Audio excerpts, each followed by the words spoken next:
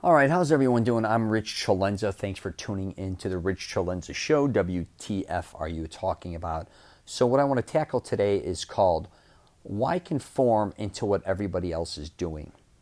So I talk a lot about programming and things when you're younger and how we kind of, as adults, program our kids or our parents programmed us to be kind of, very similar to what they are, which is great. That's what parenting is all about, right?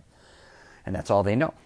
But as we get older, I think what happens is we start to conform into what we think everybody else would think of us as being acceptable, if that makes sense.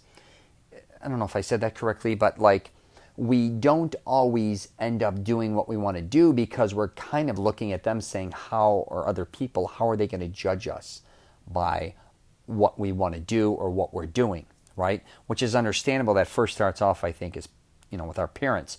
Every move we're making as we're getting older and older and older, what are our parents going to think about us? What are our siblings going to think about us? What are my aunts, uncles, grandparents? What are they thinking about what I'm doing right now?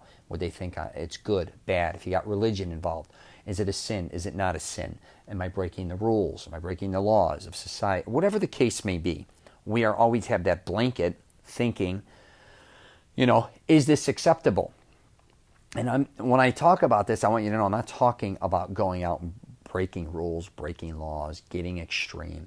What I'm trying to say here, more than anything in this podcast, is why do we keep conforming a lot of times, I should say too, into things we're really not comfortable conforming into.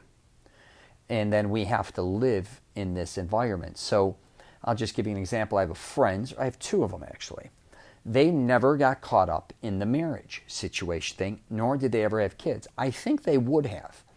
One was actually against it, and one, it just never happened, right? But I think a lot of times society wants to conform us into doing what everybody else is doing, which is basically, you go to high school, you should go to college. If not, you can't get into a major university. You should go to a junior college. That's good. Or get maybe a union job, or you should conform into some type of job that, whatever the case may be. Of course, you need to make money, so you're going to probably have to get a job. I'm not telling you not to get a job. Then from there, most likely, you're going to meet somebody. Or if you're straight, you're going to get married, have kids. If you're maybe gay, you get a partner. Maybe not. Maybe you stay single. I don't know. But then you get the house. I talk about this all the time. Then you get the cars or whatever, and then you start having children. And when you have one kid, they want you to know when you're going to have the next kid. If you have a girl, they want you to know, or want to know when you're going to have the boy. If you have the boy, they want you to have the girl. Whatever the case may be. And then after a while, you should get a bigger home because now your family's bigger and you want to move into a better area that has better schools, blah, blah, blah. And your life keeps going on that way because that's what everybody else is kind of doing in your life. Now, this may not be your life. I'm just using this for an example. But back to my two friends who ended up not married. I think with society, we used to talk about this for you. I would talk to both of them, and one would be like, I just haven't found the right one. And one likes to party. Let's just put it that way. One liked partying. It seems like more than he wanted to be in a relationship. And a lot of people always talked shit about him. And I would be like, that is who he is. He enjoys his life. He's not walking around feeling empty. But all the married guys, or all the people that have been married or divorced or whatever, they don't understand his lifestyle, right? And I'm not saying he lived the perfect lifestyle, but he lived a great life, still living a great life without children, without having to commit to a house, you know what I mean? Not having to commit to a lot of things that society makes you feel like if you're not doing, you're in the wrong. It's ridiculous because a lot of us are not open-minded enough to say, hey, you don't have to follow the rules. You don't have to do what everybody else did. You don't have to do what your parents did. You don't have to do what your grandparents did. And in the case with my buddy who likes to party, he's got family members that are all very successful and have done very well. He's not comparing himself. He wasn't always like, oh my God, they got all this and look what I got. Or they did this, look what I didn't do. All these type of things. He just has a blast within his life. He's not a judger, which is amazing. And I learned a lot from him because, and I do stick up for him because I think people want to immediately say, you got to get your shit together. You got for like everything revolves around a relationship or having to be with someone, which I think a lot of times is not necessarily the case. I always say, what do I write? I even wrote about it in my book, Wingman. The minute you realize you don't need someone to complete you is when you are. You're yourself. You don't need a woman. You don't need children. You don't need all these things. Maybe those are desires that you want that will make you feel better, because that's what I wanted. I thought that marriage, which my marriage was fine, that would complete me. Then you have kids. Like I did want those things. But it's not like I would have died if I didn't have them, or I was a victim because I didn't have them, or let me get some water. But on the other case, let me tell you, my other friend who was very educated, he didn't fall for the bullshit. He was very smart. And he said, I don't really care. I think when you're younger, say in your 20s and 30s, you may be the weird person because all your friends start getting married. And then they start having kids and you're the one guy not. And they're like, wow, you're the weirdo. What's wrong with you? Right? They may even start talking shit about you. Like, is he straight? Is he not? What's he hate women? Does he hate kids? All this type of shit. All the negativity. Again, it's ridiculous. Again, we want to throw our shit on people because they're not conforming to who or what our beliefs are, which is, again, ridiculous. And I think what happens too, in my Mastering Self-Confidence program, it's really about helping men build confidence, but it's really, especially after a divorce or a bad breakup. Because I don't think a lot of people realize after someone goes through a divorce or a real bad breakup, they never look at life kind of the same way, I think. The way, like, before. If you talk to somebody who, like, before they got divorced and then talk to them after they got a divorce, their almost outlook on life is usually so different. It really is. And that, even if they were the one that caused the divorce or if they were not, life is about certain time, moments, right? But after you get a divorce, because I could speak for myself, you realize, wow, all these things were wonderful, but they're not it doesn't sum up my entire life. My entire life isn't just summed up by a marriage or my career. It's not summed up by let's say, it's what I'm trying to say is your life is just your life. These are just moments in time, and they're things that you're going through. But it doesn't make you exactly who you are. There's a lot of things, a lot of times we end up putting ourselves in positions where, say we do get married at a young age, and I think this happens with a lot of young guys. It wasn't me, but I'm just saying. They get married and they conformed into something, and before you know it, they conformed into something they weren't ready for. Maybe they didn't even want, but they were kind of forced by society to get involved in this situation. They also don't realize, when you get married, for instance, how long this is going to be. When you're in your mid-20s or even late 20s or whatever the case, when you think of marriage, it's the honeymoon phase the first couple of years, and then you're busy having kids, and then that takes up a certain amount of time, 5, 10 years go by, 15 years. You got a long road ahead of you. Not saying good, it could be great too. I'm not sitting here saying it's bad, but I don't think a lot of us realize when you're with somebody, decade after decade after decade, how much patience that takes. And we don't know because we've only lived, let's say, 25 years, and 15 of those years, or not even, a lot of them were like 10 years, was being an adult. By the time you're 40, you have a whole different mindset. By the time you're 50, you have a whole different mindset. You're making a decision for life regarding getting married with this one person or having children when you're really naive.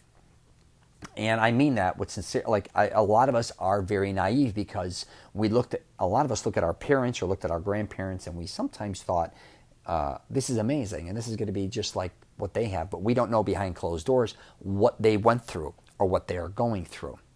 So back to conforming, this is what I would tell my young guys, and I tell them in my Mastering Self-Confidence program, is you really got to realize that you is your own entity or whatever you want to call it. Start figuring out really what you want to do, not necessarily in a relationship. Because I do think you need to make yourself happy, and you need to start heading towards what you truly want to do in your life and not being distracted a lot. That doesn't mean you can't be in a relationship or married. That's not what I'm saying. But what I am saying is make sure you are doing, or you're heading in a direction you want to go to, that you do. Not that your parents wanted you to, not that your brothers and sisters, not what is always expected of you, right? Figure out, take a break, literally. I tell people, lay down and think, or sit down and think slowly. And I don't mean to reprogram yourself in a way to say, hey, all my parents, the way they taught me is wrong, or this is wrong, that's wrong. I can't believe whatever, if you thought. I did a thing recently on a podcast about brainwashing, clean out your brain. A lot of us have been filled with a lot of bullshit. And a lot of people taught us and talked about a lot of shit that isn't truthful. And a lot of it's lies, it's misconception, it's just bullshit. And it's kind of, you just got to get rid of that. And if, basically be self-aware of who you are and start heading into the right direction again for yourself. Because if you don't do it, no one else is going to, or you're going to let other people start directing you.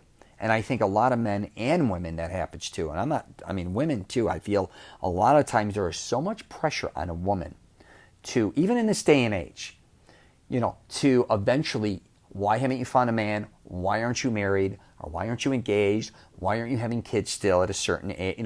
Career-wise, why aren't you doing this? All these things. And a lot of them, you just may be like, hey, I don't know what I want to do yet, or I haven't figured it out. I talk to my kids about that all the time because I have one that's going to be 22 and 21. And take your time to figure shit out. That doesn't mean you're going to sit around on the beach and just look up at the sun and not have a job or not go to school. And that's not what I'm saying, to be a lazy piece of shit. But don't make commitments like getting pregnant or getting married or all like life-changing commitments before you really know what you want to do in your life. Don't think, like if you are having a child or getting married and then seeing how it goes from there, I don't think that's a great plan. That's just my opinion. Have a plan before you even get wrapped up with somebody. I see I have a lot of young family members, because they go to college and they have these relationship, with these guys or these girls, both of them. One stays home, one goes to college. They come back because the other one couldn't go to the college, or they got to make sure they go to the same college. They don't go to college. All this shit they're revolving their life around, and they're 20 years old, around someone they're not married to. And their whole dream was maybe to go to college, they're evolving everything around a relationship. I think that's ridiculous. When I was younger, I'll just tell you what I did, and I think it was my ex-wife wanted to go to college. I told her, go. Do whatever you have to do to really go get any degree you want. I never even visited her in her college when she went to college for years. I didn't want to bother her. It wasn't out of saying, hey, I just literally knew I was smart enough to say, hey, I don't want to be a distraction in your life. And she ended up getting, I think, a 4-year degree at one time in 2 years. She even did summer school. And I'm not saying that to toot my own horn, and then when she got a career for many, she was traveling and things, I was like, kick it in the ass. Where a lot of my friends or family members or people were like, well, she's going to college. How are you going to trust her at college? I'm like, if I can't trust her going to college, what do you think it's going to be different if she's here? She could cheat on me around the corner. She could cheat on me when she's in college. That's, even career-wise. Oh, she's traveling? What's going to happen on there? I don't know, but that's what she wanted to do. And that's the other thing. If you're around people, I think a lot of times you see how they're kind of different. Again, they don't have to conform to your beliefs. Listen to them and maybe inspire them to go do different things that they want to do that's different than you. And again, I have 2 close friends, like I said, and I don't, like the girl I date now, wouldn't be like, she'd be like, hey, don't hang out with those 2 guys. They're single still. No. That's not the case. That's why they're not my friends. I think they're still single, going on real middle age, like say they're going on 50 years old, good for them. I think they have the confidence to be who they truly are. And a lot of those people don't get enough respect. And I also have a cousin that's a very career-orientated woman, never married, probably in her mid-60s now. I just ran into her, lives in a high-rise down in Chicago, very successful, no kids. And all her sisters had kids and brother. And it's very interesting because she is one of the most nicest and women I've ever met, classy, educated, and I think for years, especially because she's older in the 70s and 80s, everybody in the family was like, this is ridiculous. She's going to regret not having kids, regret not being married. It's all about regret. And in her case, she knew who she was. Maybe I don't know, I don't live her life, but it doesn't seem like she regretted anything. She really, when you talk to her, she's been so fortunate to do so many things in her life that nobody else in her family did, and live a certain life that I don't think that's her perception. I think as time went on, some of our family members were like, I'm not saying they would give up their kids, of course not, but they actually had flipped and said, wow, I wish maybe I waited or would have done what she did and maybe got married later or something. But they kind of envy that she stuck to her guns now. And she may be in a relationship or not, or may live with a man or not. I don't know. But I'm going to tell you right now, the judging that we have as society a lot of times, and I catch myself judging too. And I'm not saying we have to obviously critique people, like if we're going to accept them in our life or not, especially if they're doing bad things. But there's a lot of great people that are not necessarily living the same lifestyle we lead, and we kind of cancel them out. And I seen that a little bit after my divorce with some of my friends, that once I got divorced, all the married couples, some of my friends gravitated towards me that were married because they knew, I was alone. And a lot of them kind of shunned me because I wasn't like within their group anymore. And it didn't mean they picked my ex-wife's side, because they didn't. It was just saying, oh, wow, he's not one of us now anymore. And these are people I've known for 10, 20, 30 years. And even some of my family members were like, was it the same? Because now I'm not married, and they don't look at me as the same person. Now they're looking at me and saying, oh, he's the single guy. He's always out now. He may take my husband, or this may happen, or he's, whatever the case may be. That's ridiculous. I don't think that's fair. Because like I was just saying to you, there's a lot of people that live different lifestyles. That could even be, some could be straight, gay, even religious-wise, just because someone's not the same religion as you. And I get, if you're more comfortable around people that are the same religion than you, or the same, have the same political beliefs, whatever the case, I get all that. But what I am saying is, a lot of times try to be a little more open-minded, because there's a lot of great people that are doing a lot of different things, and you also may end up one of those people. Even though you don't realize it now, you may be married, you may end up divorced, you may end up one of those guys. Because I remember saying, hey, I'll never get a divorce, right? I think a lot of us say that when we're getting married. That'll never happen to me. And then you're there. And a lot of ways that you may have behaved towards other people. And I remember even from a financial level, when I was making a lot of money, I'd be like, they're stupid. They should just do this. Or don't they know what they're doing? They don't know how to handle their finances. Or they should have done this or that. Like always kind of belittling them. And then all of a sudden I fall on hard times. And then I had people talking that behind my back. And I thought, you know what? That's what I used to do. And I'd be like, you know what? That's not fair. But I wasn't fair either. So something to think about. Anyways, I'm going to wrap it up there. But definitely try to respect other people's opinions and values. And again, I'm not telling you to go out and all of a sudden become friends with a convict or something that you're not comfortable being with, or shady people. But what I am saying is be a little more open-minded in the workplace, within your family, maybe even old friends, or even friends you see on social media that you see, and you may be like looking at them going, wow, they live, it could be a friend that got a divorce and you think he's dating all these women, or what happened to him, or he partied, or this or that. A lot of times what you see isn't always the case. It just may be an image or something going on. But something to really think about. So I'm going to wrap it up there. I teach a lot of this crazy stuff on my Mastering Self-Confidence program. If you want, you can check that out, masteringselfconfidence.com. And I'm on LinkedIn, Twitter, Facebook, and Instagram as well. I love helping people. And again, this is just my perception on what I've been through in my life. And when I do these type of podcasts, these are the type I get really good responses on them. You may be like, Rich, you're full of shit. You're an asshole. I could care less, to be honest with you. I'm just telling you what I've been through in my life, and I'm giving you an honest approach. I think a lot of times that not a lot of people want to talk about or call themselves out on. I'm all about self-awareness. I kind of break down my life on, instead of constantly judging others or critiquing others and their problems and all that type of shit, I kind of throw it on myself. And I don't think enough people do that. Worry about your own behavior. Quit worrying about what everybody else is doing, I think, to a certain degree. I know you want, we all want to, we all feel bad for what happens to a lot of other people, and we want to help them. But I don't think people realize they need help themselves and their behavior a lot of times. They're great at judging other people. They're not great at judging themselves. So take a hard look at yourself and your own behavior and what you're doing. And if you paid a little more attention to yourself instead of others, you'd probably be a lot happier or start figuring a lot of things out.